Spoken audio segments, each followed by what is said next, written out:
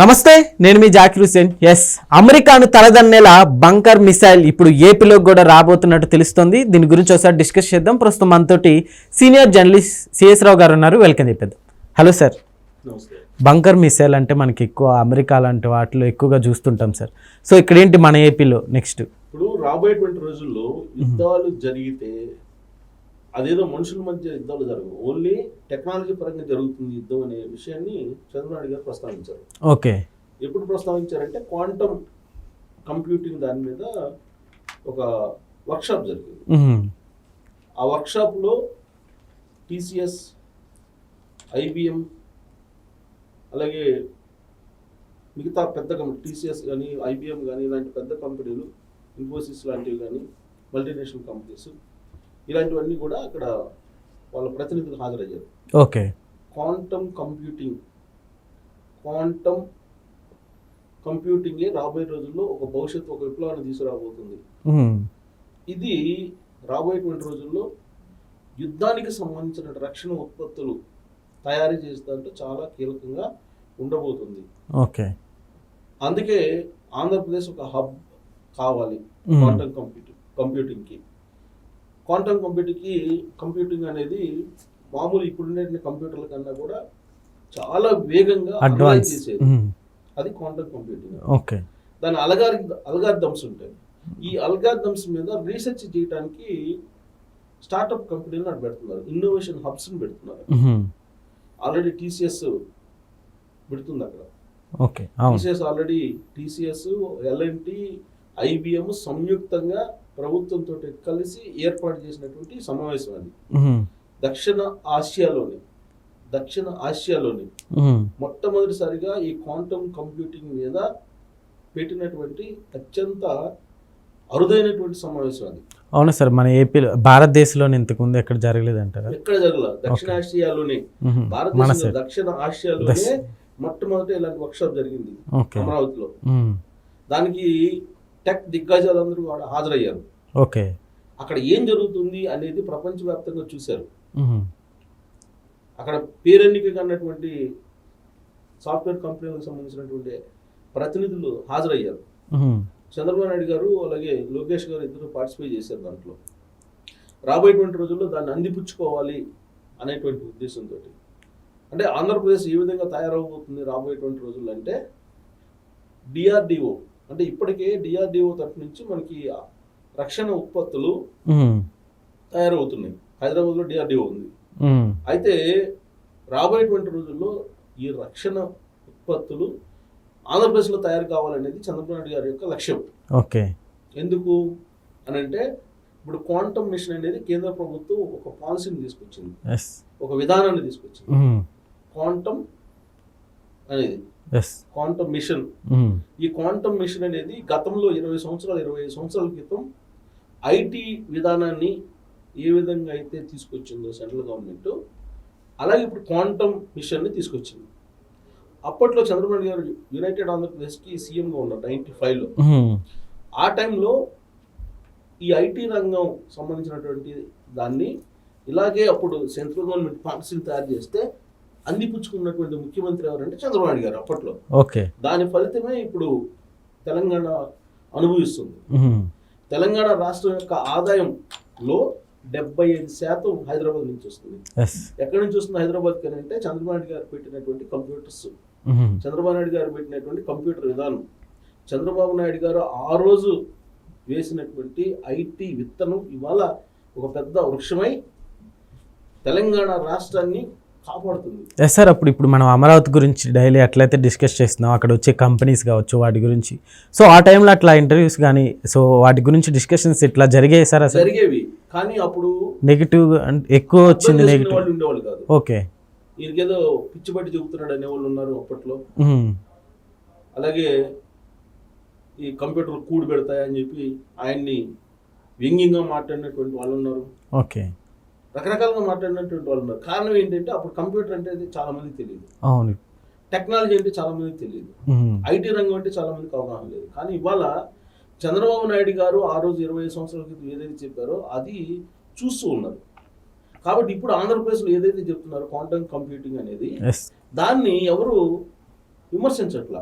Even ఆయన విధానాలు లేదంటే ఆయన రాజకీయంగా వ్యతిరేకించేటువంటి వాళ్ళు కూడా ఈ క్వాంటమ్ కంప్యూటర్ గురించి మాట్లాడట్లా. ఎక్కడ మీరు అబ్జర్వ్ చేస్తే వైఎస్ఆర్ కాంగ్రెస్ పార్టీ వాళ్ళు ఎక్కడ కూడా క్వాంటమ్ కంప్యూటింగ్ ని వ్యతిరేకిస్తూ లేదంటే క్వాంటమ్ టెక్నాలజీని వ్యతిరేకిస్తూ అమరావతి క్వాంటమ్ వ్యాలీగా మారబోతుందని చెప్పి చంద్రబాబు గారు చెప్తుంటే ఎక్కడ కూడా ఎవరు కూడా దాన్ని వ్యతిరేకించట్లా. మీరు అబ్జర్వ్ చేస్తే కారణం ఏంది? అబ్జర్వ్ చేస్తే ప్రజల నుంచి వ్యతిరేకత, అబ్జర్వ్ చేసి వాళ్ళు కనుక కామెంట్ చేస్తే ప్రజల నుంచి వ్యతిరేకత వస్తుంది. అవును, అందుకని ఇప్పుడు చేయరు. అప్పుడంటే విన్నారు, ఎందుకు అప్పుడు తెలియదు.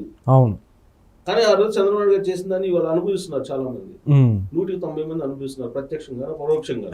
కాబట్టి ఇప్పుడు చంద్రబాబు గారిని ఎవరు విమర్శించే పరిస్థితి లేదు. కాకపోతే ఇది ఎలా ఉంటుంది అని తెలుసుకునే దానికి ఆసక్తి కనపరుస్తున్నారు ఇప్పుడు.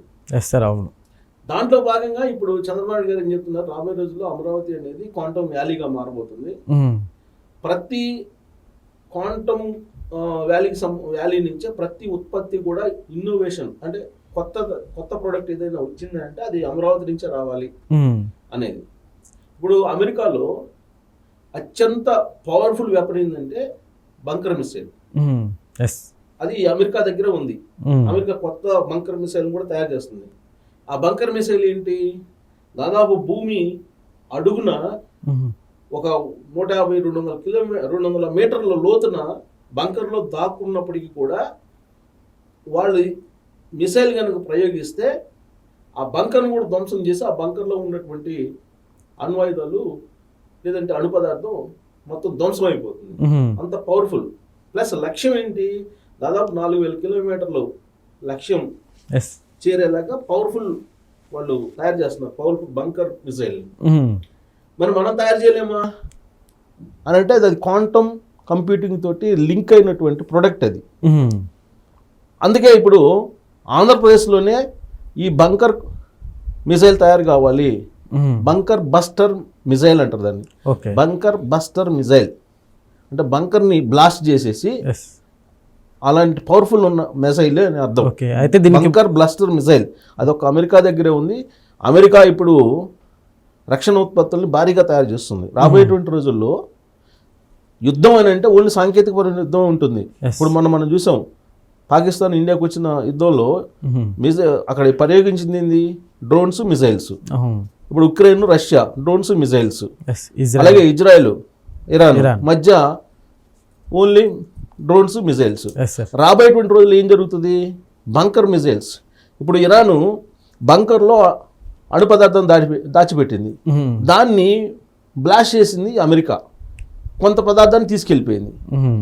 బంకర్లో అప్పుడున్నటువంటి ఇరాన్ లీడరు ఆయన దాంకున్నాడు అనేది వినిపించింది కదా. ఆయన ఆ బంకర్లో ఇప్పుడు సద్దాం హుస్సేన్ ఉన్నాడు, ఆయన బంకర్లో దాంకున్నా కానీ అమెరికా పట్టేసింది. అలాగే బంకర్ మిసైల్స్లో రాబోయే రోజుల్లో బంకర్లు తయారు చేసుకుంటున్నారు. బంకర్లలో ఈ అణ్వాయుధాలని కానీ లేదంటే ఇతరత్ర పదార్థాలు దాచుకుంటున్నారని చెప్పి బంకర్ బ్లాస్టర్ మిసైల్స్ని తయారు చేసింది అమెరికా. టెక్నాలజీ అక్కడ మేధో సంపత్తి ఎక్కువగా ఉంది. వరల్డ్ మొత్తం మీద ఏదైనా కొత్తది క్రియేట్ అయిందంటే అది అమెరికాలోనే క్రియేట్ అవుతుంది. సో కాబట్టి అదే దానికి ఫెచ్చింగ్. నెక్స్ట్ రాబోయే రోజుల్లో ఆంధ్రప్రదేశ్లో కూడా ఈ బంకర్ బస్టర్ మిసైల్ని తయారు చేయడానికి అవసరమైనటువంటి క్వాంటమ్ కంప్యూటింగ్ ఇక్కడే ఉంటుంది, అల్గారిథమ్స్ ఇక్కడే ఉంటాయి. అలాగే ఆంధ్రప్రదేశ్ ఇప్పటికే డిఆర్డిఓ అంటే రక్షణ ఏరోస్పేస్కు సంబంధించినటువంటి ఒప్పందాలను కుదుర్చుకుంది. ఈ రక్షణ ఏరోస్పేస్కు సంబంధించినటువంటి ఒప్పందాలు ఏంటంటే ఈ బంకర్ బ్లాస్టర్ మిసైల్కి సంబంధించినటువంటి అంశాలే. సార్ అయితే ఇప్పుడు బంకర్ దీనికి ముహూర్తం అసలు ఎప్పుడో వచ్చి అంటారు, అట్లానే ఎంతకాలం పట్టచ్చు? 2026 జనవరిలో దీనికి ముహూర్తం పెట్టారు. ఆ రోజున బీజం పడబోతుంది. ఓకే, అది ఎంత పెద్ద ఎత్తున విప్లవాన్ని తీసుకురాబోతుంది అనేది మనం అంచనా వేయలేం. ఈవెన్ చంద్రబాబు నాయుడు గారు కూడా చెప్తున్నారు. కానీ రాబోయే రోజుల్లో క్వాంటమ్ కంప్యూటింగ్ అనేది చాలా వేగంగా డెవలప్ అయ్యే అవకాశం ఉంది. Artificial intelligence, deep technology, artificial intelligence, quantum computing, ఈ మూడింటితోటి బంకర్ బస్టర్ మిసైల్ ఆంధ్రప్రదేశ్లో తయారు కాబోతుంది. ఆ దిశగా మనం వెళ్ళాలి అనేది వర్క్షాప్లో ఒక గైడెన్స్ ఇచ్చారు చంద్రబాబు నాయుడు గారు. అమెరికాలో ఇప్పుడు తయారవుతుంది. అది 2026 కల్లా మనం ఆ దిశగా పయనించాలి. ఒకవైపు ఏరోస్పేస్, అలాగే డిఆర్డిఓ సంబంధించి ఏరోస్పేస్ రక్షణ ఒప్పందాలకు సంబంధించి మొత్తం సలహాదారుగా సతీష్ రెడ్డి గారు ఉన్నారు. ఎస్. ఆయన రిటైర్డ్ డిఆర్డిఓ చైర్మన్. ఆయన ఇప్పటికే 10,000 కోట్లు పెట్టుబడులు తీసుకొచ్చారు.